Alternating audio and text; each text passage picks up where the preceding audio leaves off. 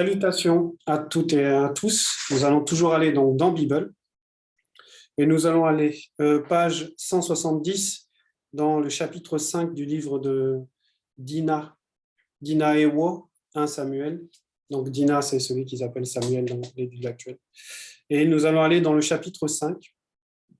Et le titre de ce chapitre 5, c'est Jondea adresse des reproches à ses fils. Effectivement, on va parler d'un personnage qui est dans les Bibles actuelles, il s'appelle Élie, donc pas Élie le Tishbite, pas Élie de Tishbé, hein, mais un autre Élie qui était, on va dire, qui s'est fait remarquer déjà parce que physiquement il était gros. Et ça démontre aussi quelque chose qu'on ait cette précision-là par rapport à son physique, à son corps. Et ici, dans ce passage-là, dans ce chapitre 5, on va évoquer donc une partie de son histoire, de ce personnage, mais c'est lié en réalité à l'initiation, au parcours en fait de Dina, donc Samuel dans les Bibles actuelles, de Dina lui-même. Et à cette époque, Dina est un jeune garçon, à cette époque, un jeune garçon en initiation qui est sous l'autorité, sous l'initiation, l'apprentissage de ce Jondea. Dans le premier verset du chapitre 5, on nous dit ceci. Le prêtre Jondea était devenu très vieux, point, lorsqu'il apprit comment ses fils agissaient de la sorte et qu'il couchait même avec les femmes blanches et sans mêler, virgule, il leur dit, deux points. Qu'est-ce que j'apprends, point d'interrogation. Tout le monde parle de votre mauvaise conduite, point d'exclamation. Avec une petite note, 1 Roi 12, 3, on ira voir. Pourquoi agissez-vous ainsi? Point d'interrogation. Donc, c'est dans cette histoire de Dina, il y a ce passage-là où les fils de Jondea, de ce prêtre, puisqu'on nous dit, hein, c'est un prêtre, ses fils vont avoir un mauvais comportement. Et quand on revient dans le chapitre 3, le titre, c'est les fils de Jondea dans ce chapitre 3. Et on nous dit dans le verset 1, les fils de Jondea furent possédés par des bébandam bodi mamodi mabobé, entre parenthèses satyres, démons en forme de bouc, et ne se préoccupèrent pas de rendre gloire à l'Oba. Point. Le verset 2, bien qu'ils fussent prêtres, virgule, ils méprisaient et n'observaient point les ordonnances du verbe de l'Oba. Point. Voilà, donc on nous présente, on nous dit, voilà ce qui va amener donc le titre de ce chapitre 5 que Jondea va adresser des reproches à ses fils. Mais en réalité, quand on nous dit ce titre-là, on va nous montrer qu'il y a une insuffisance de l'autorité à cet instant de ce prêtre de Jondea.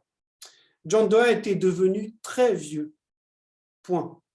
Lorsqu'il apprit comment ses fils agissaient de la sorte et qu'il couchait même avec les femmes blanches et sans mêler, virgule, il leur dit, deux points, qu'est-ce que j'apprends? Point d'interrogation.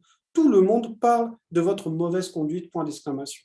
On va juste prendre ce passage-là pour comprendre que le fait que déjà on nous donne la précision que c'est vraiment dans sa vieillesse qu'il se rend compte, qu'il apprend, qu'il a connaissance que, en gros, il y a un tumulte à cause de ses fils, puisque les gens parlent, c'est ce qu'il dit à la fin, tout le monde parle de votre mauvaise conduite.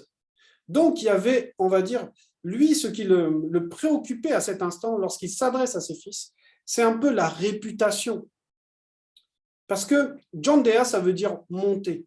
Monter dans quel sens? Monter dans le sens où on nous met devant, on nous met en avant. En tant que prêtre, il représentait, on va dire, le spirituel. Il représentait la loi. Et on l'a mis devant pour gérer on va dire, ceux qui sont en initiation, y compris le Dina lui-même, ce jeune enfant qui avait été confié dès son enfance à Jondea.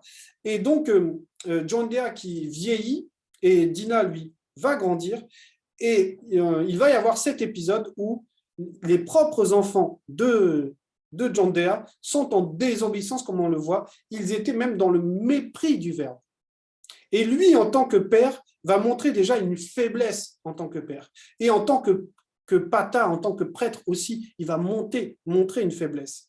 Parce que là, ce qui l'intéresse quand il parle là, c'est l'image que donnent ses enfants, en fait, vis-à-vis du peuple, vis-à-vis des gens, de la réputation. Mais ce n'est pas le lien réel avec le Verbe. Ce n'est pas ça qui vient en premier dans les paroles de Jandéa, c'est-à-dire la désobéissance à la loi, mais plutôt, si vous faites quelque chose de mal, en gros, c'est la réputation que vous montrez, l'image que vous montrez, c'est ça qui n'est pas bon, mais en réalité, ce n'est pas ça qu'il fallait retenir. C'est est-ce que ça honore le Verbe? Est-ce que leur attitude honore? Et ils étaient en train de déshonorer le Verbe. Ils étaient en train de déshonorer la loi, ses fils. Et lui, il va rester sur ce point-là de l'image que donnent les fils, en gros, devant les gens, c'était pas bon. Et là, ça montre un état de conscience de Jandéa. Et la suite, c'est pourquoi agissez-vous ainsi? Il pose la question, alors qu'en réalité, il savait cela. Et même on va dire, les entités connaissaient les intentions réelles de Jandéa, même quand là, il faisait des reproches à ses fils. Parce que la gravité des actes, Jandéa connaissait, était conscient de cela. Parce que quand on nous parle, on nous dit comment ses fils agissaient de la sorte et qu'ils couchaient même avec les femmes blanches et sans mêlée. Ça veut dire que d'abord, ils couchaient avec des femmes noires, les femmes qui étaient en initiation mais qui n'étaient pas affermies dans leur parcours initiatique, qui étaient encore naïves, qui étaient encore fragiles. Et en plus de cela, ils couchaient aussi avec des femmes blanches et des femmes sans mêlée, ce qui était une abomination, puisque l'apparition du métissage, c'était aller contre la loi originelle. Et ça, c'est pour ça qu'il y a cette petite note dans 1 Roi 12.3, on va aller voir, 1 Roi 12.3.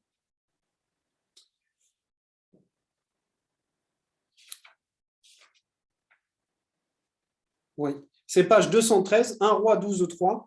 C'est l'histoire donc du roi de Monmouth. Le titre, c'est le roi Monmouth détourné par les femmes blanches et sans mêlée. Et dans le verset 3, il était dit « Elles étaient de ces races dont Mutatedi, l'entité, avait interdite au peuple noir. » Ça veut dire que eux, en tant que pata, en tant que connaisseurs de la loi, puisqu'ils devaient exhorter le peuple à mettre en pratique la loi, ils savaient cela. Ils savaient déjà que la fornication était une abomination. Ce que c'était le contraire de l'unité, c'était comme un peu la polygamie, et qu'en plus de ça, aller dans des rapports qui sont contre nature, puisque dans la loi, l'homme noir initié doit épouser une femme noire initiée, et qu'il n'y avait pas de mélange, il n'y a pas de mélange entre les races, puisque ce mélange-là, c'est déjà une désobéissance par rapport à la loi. Donc, que ce soit Jandéa ou que ce soit ses fils, ils étaient conscients de cela. Et le père n'a pas revêtu l'arme de la justice, n'a pas porté l'habit que, normalement, en tant que père et en tant que prêtre, il devait porter. Donc, lui aussi était dans une forme de mépris, de négligence vis-à-vis de la loi. Le verset 2 nous dit « Arrêtez, virgule, mes enfants, point d'exclamation. Ce que j'entends raconter de vous dans le peuple est horrible. » Donc, voilà, lui, c'était ça qui le préoccupait. C'était un peu l'image qu'il pouvait avoir vis-à-vis de la réputation, vis-à-vis du peuple. Mais il ne se souciait pas de ce que, je ne vais pas dire le verbe ressentait, mais du déshonneur, du mépris que ses enfants avaient pour le verbe. Parce que si c'était le cas, il ne serait pas juste dans des reproches, il serait dans une sanction, il serait dans l'application d'une justice, de la justice. Donc, le verset 3 nous dit « Si quelqu'un commet une faute contre un initié, virgule, un initié en chef peut arbitrer. Point virgule. Mais si un homme commet une faute contre le verbe de l'Oba, dans son état conscient, virgule, qui pourrait arbitrer? Point d'interrogation. On s'arrête là sur le verset 3. Donc là, il est en train d'exhorter ses fils pour leur dire qu'il peut y avoir arbitrage lorsque ce n'est pas directement avec le verbe. Lorsqu'il y a une étape entre, on va dire, le verbe et leur niveau à eux. Mais quand parce que là, John Dea, il est conscient de la loi. Il leur rappelle la loi parce que lui, il la connaissait. Mais eux aussi, ils la connaissaient, cette loi. Et il leur dit, mais si, oui, à point virgule, mais si un homme commet une faute contre le verbe de l'Oba dans son état conscient, virgule, qui pourrait arbitrer? Effectivement, il ne peut pas y avoir d'arbitre parce que l'arbitre, c'est pour séparer deux camps, deux avis. Alors que là, on va dire le camp du verbe, c'est la justice. C'est on va dire le symbole de la balance. La balance même, c'est le verbe, parce que c'est le verbe qui juge. Donc, on ne peut pas venir, en fait, et avoir un arbitre entre le verbe et nous, parce que le verbe est la justice. Donc là, il était en train de leur dire que, mais vous vous rendez compte de ce que vous faites? En gros, vous ne pouvez pas gagner, il n'y a pas de... il n'y a pas de... On ne peut pas... il n'y a pas, le verbe ne fait exception de personne, en fait. On ne peut pas se justifier devant le verbe. Et on nous dit dans la suite, mais ils ne tinrent aucun compte de ce que disait leur père. Point. En effet, virgule, Mundima Beko qui s'est dit avait décidé qu'il devait mourir physiquement. Point. Donc, on nous montre ici que même avec un discours comme cela, un petit peu menaçant du père, alors que normalement, le père avait le pouvoir en tant que père et en tant que prêtre de les destituer de leur rang, parce qu'ils étaient en désobéissance terrible. C'était du mépris de la loi. Et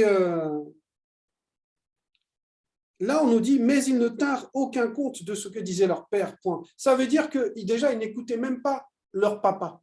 Donc, ils n'allaient pas écouter la position du papa qui est prêtre. Ça veut dire que déjà, dans la bouche du papa, il n'y avait pas la puissance, il n'y avait pas l'autorité qui fait qu'on plie genoux, qui manifeste dans la conscience une telle honte que l'humiliation vient, que la crainte du respect qui est dû à l'Oba revient.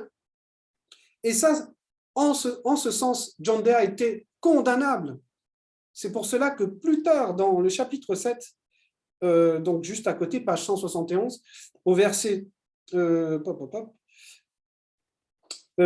verset 11, même on va prendre à partir du verset 10, on nous montre en fait la sanction qui va toucher John Dea, ses enfants et toute la famille en fait. Le verset 10, donc c'est Mutatedi qui s'adresse en vision à Dina, qui est encore jeune, et qui lui explique, puisque comme je l'ai dit dès le départ, cette histoire, elle se place là, dans le parcours de Dina, dans le parcours initiatique de Dina. Parce que en réalité, c'est Dina là qui va prendre de l'importance. Et on lui révèle les choses à Dina. Voilà ce qui est dit dans le verset 10 donc, du chapitre 7. Ce jour-là, virgule, Mundima Beko qui se dit, réalisera à l'égard de John Dea et de sa famille tous les malheurs dont je les ai menacés, virgule, sans rien négliger, point. Je l'ai averti par le Mutopeda Mundi, point virgule. En effet, virgule, ses fils ont péché en traitant avec mépris les ordonnances du verbe de Tété, virgule. Et lui, donc lui c'est John Dea, virgule, qui savait cela, virgule, les a laissés faire, point. Et voilà, ça, c'est ce qu'il y avait derrière les actes de John Dea. Parce que même là, quand John Dea parle à ses fils, il les laisse toujours faire. C'est pour ça qu'il dit dans le verset 2, il dit « Arrêtez mes enfants ». En gros, il leur donne encore la possibilité d'agir d'eux-mêmes, alors qu'il devait freiner ses enfants. Il devait les châtier lui-même. C'est pour ça qu'à la fin du verset 3, on nous dit, en effet, virgule, Mundima Beko Kisedi avait décidé qu'il devait mourir physiquement, point. Ça veut dire quoi? Ça veut dire que ce n'est pas que Mundima Beko Kisedi réagit comme un homme, qu'il veut le châtiment, la vengeance physique, ce n'est pas ça. C'est que leur désobéissance a mené une autre loi, qui est le châtiment de la mort physique et non spirituelle, la mort physique pour eux. Et c'était aussi un exemple, parce que ça allait servir d'exemple, qu'on ne se moque pas du verbe. Parce qu'eux, ils étaient rendus à un point où, en fait, ils utilisaient le verbe pour leur propre désir. Ils utilisaient la position que le verbe leur avait donnée pour leur propre désir, pour leur propre pulsion. Et ils étaient sous domination du monde occulte. C'est pour ça que même ils n'arrivaient plus à écouter même la petite sagesse de leur papa à cet instant-là. Donc, la sanction allait tomber. Verset 4. Quant au jeune Dina, il continuait de grandir et d'être apprécié tant par Moutatedi que par les autres initiés. Point. Et oui, parce que comme je l'ai dit, ça fait partie du parcours initiatique de Dina lui-même, de comprendre que lorsqu'on n'obéit pas au Verbe, il va y avoir, et que le Verbe nous a placés, nous a montés, nous a érigés dans une position où on va nous regarder, où on va attirer. Si on ne respecte pas nous-mêmes les lois, si on n'est pas nous-mêmes des lois, le Verbe va procéder au remplacement. C'est comme ça. C'est la justice. Et c'est ce qui arrivera plus tard même entre deux rois, entre Nyongi et Tando Nyongi, lui, était en désobéissance jusqu'à que Tando prenne la suite, devienne lui aussi roi de Tombouanébila. Donc, ici, on nous dit bien quant au jeune Dina, c'était pour montrer la différence entre Dina, son comportement en initiation, et les fils de Jandéa. Et ça, c'était aussi pour Jandéa, pour lui montrer que voilà comment un enfant, comment un fils digne de son père doit agir. Donc, lui-même, Jandéa n'avait pas d'excuse. Il devait réagir en tant que pata, c'est-à-dire prêtre, et réagir en tant que père. Parce que ses enfants se comportaient mal et il le savait depuis. Donc, c'est un message pour nous montrer en fait que on doit veiller en fait, lorsque nous qui sommes en initiation, lorsqu'on transmet effectivement des messages, que ce soit moi qui fais des exhortations avec mes frères, ou que ce soit dans la propagation, ou que peu importe en fait, à partir du moment où on ressent en fait l'appartenance au Verbe, où on veut transmettre ce qu'on a reçu, on doit le transmettre selon la justice. Parce que c'est la base de l'amour, la justice. Et le Verbe est juste, le Verbe ne commet pas d'iniquité. Lorsqu'il y a désobéissance, il y a sanction, et ça, c'est pour tout le monde, il n'y a exception de personne. C'est même pour ça que dans le livre des Sombés, il est bien dit que ceux qui enseignent vont être, on va dire, traités, châtiés plus sévèrement que les autres. Et c'était le cas des Pata ici. L'Oba est toujours glorifié.